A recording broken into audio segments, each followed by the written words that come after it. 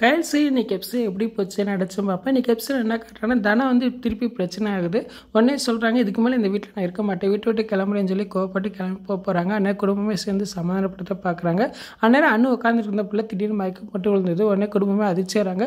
அண்ணுக்கு என்னாச்சுன்னு சொல்லி ஹாஸ்பிட்டலில் சேர்க்குறாங்க. அப்போ டாக்டர் செக் பண்ணி சொல்கிறாங்க உடனே ஆப்ரேஷன் பண்ணணும்னு சொல்கிறாங்க. இதை கேட்டோன்னே தனம் அதிர்ச்சியாகிறாங்க. விளையாண்டுக்கிட்டு இருந்த பிள்ளைக்கு திடீர்னு ஆப்ரேஷனுங்கிறாங்க, எனக்கு ஒன்றும் புரியலத்தே அப்படின்னு சொல்லி புலம்பி அழுதுகிட்டு இருக்காங்க. அந்நேரம் தச்சையில் அதே ஹாஸ்பிட்டலுக்கு வடி வந்து செக்கப்புக்கு வந்திருக்காங்க. இவங்களை பார்த்தோன்னா என்ன இங்கெல்லாம் அவர் வந்திருக்காங்க, ஒருவேளை காமாட்சி மண்டே போட்டாலா அப்படின்னு சொல்லி எப்படி சந்தோஷப்படுறாங்க. சரி பக்கத்தில் போய் என்னன்னு கேட்போன்னு சொல்லி பக்கத்தில் போய் கேட்குறாங்க. என்னாச்சு தானே அழுதுகிட்டு இருக்க அப்படிங்கிறாங்க. இப்போ நடந்த விஷயத்த சொல்கிறாங்க. அணுக்கு திடீர் உடம்பு முடியாமல் போச்சு, ஆப்ரேஷன் சொல்கிறாங்க, எனக்கு ரொம்ப பயமாக இருக்குன்னு சொல்கிறாங்க.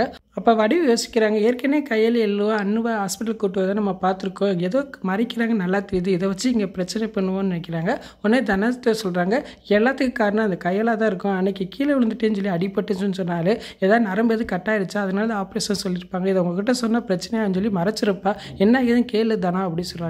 உடனே தானே பத்திரகாளி மாதிரி ரொம்ப ஆக்ரோஷமாக இருக்காங்க. கையில் பார்த்து கேட்குறாங்க என்னாச்சு கையில், நீ எதுக்கு என்கிட்ட மறைக்கிற, என்ன நினச்சி சொல்லு, என் பிள்ளை அன்னைக்கு கீழே விழுந்துச்சுன்னு சொன்னேன், எனக்கு எது நடந்துச்சா, அடிக்கடி நீ தான் ஹாஸ்பிட்டல் கூட்டு வர, நான் என்ன கேட்டால் கூட நீ மறைக்கிற, என் பிள்ளை முடியாமல் போனது காரணமே நீ தான் அப்படின்னு சொல்கிறாங்க. இதை கேட்டோன்னே கையில் அதிர்ச்சிடுறாங்க.